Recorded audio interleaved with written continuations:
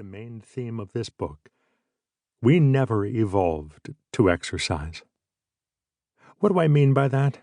Well, exercise today is most commonly defined as voluntary physical activity undertaken for the sake of health and fitness.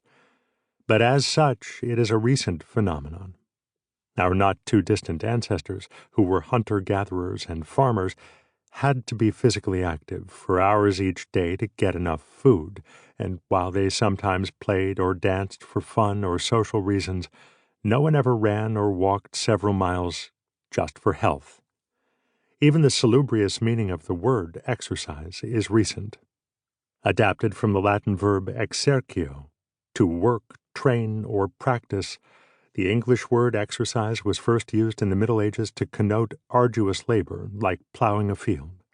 While the word has long been used to denote practicing or training to improve skills or health, to be exercised also means to be harassed, vexed, or worried about something.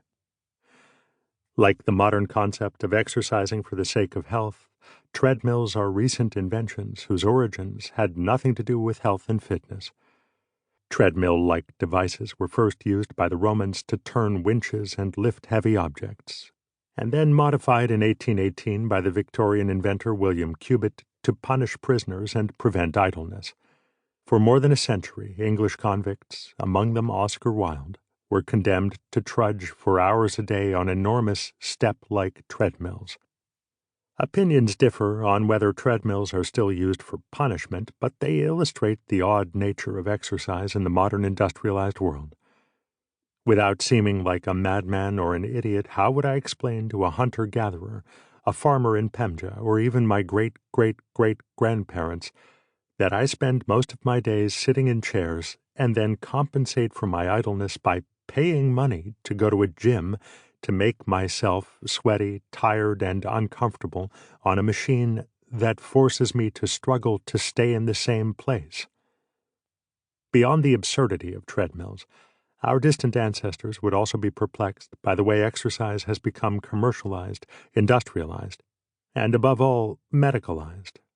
Although we sometimes exercise for fun, millions of people today pay to exercise to manage their weight, prevent disease, and stave off decrepitude and death.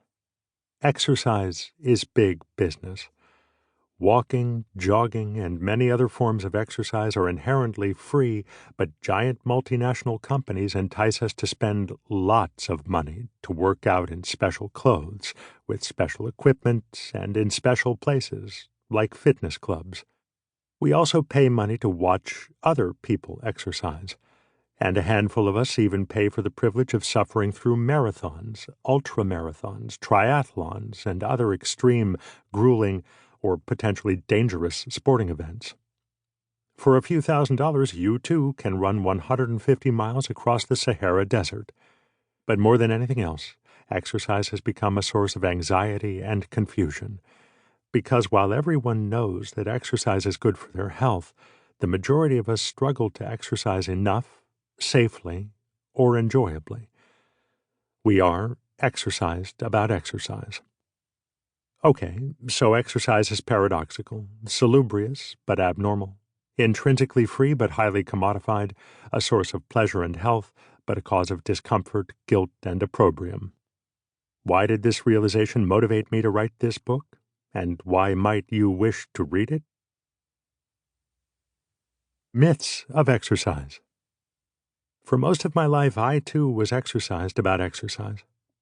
Like many, I grew up feeling unsure and insecure about my efforts to be physically active.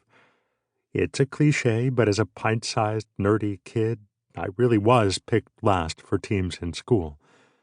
Although I dreamed of being more athletic, feelings of inadequacy and embarrassment about my mediocre abilities reinforced my inclination to avoid sports. In first grade, I once hid in a closet during gym.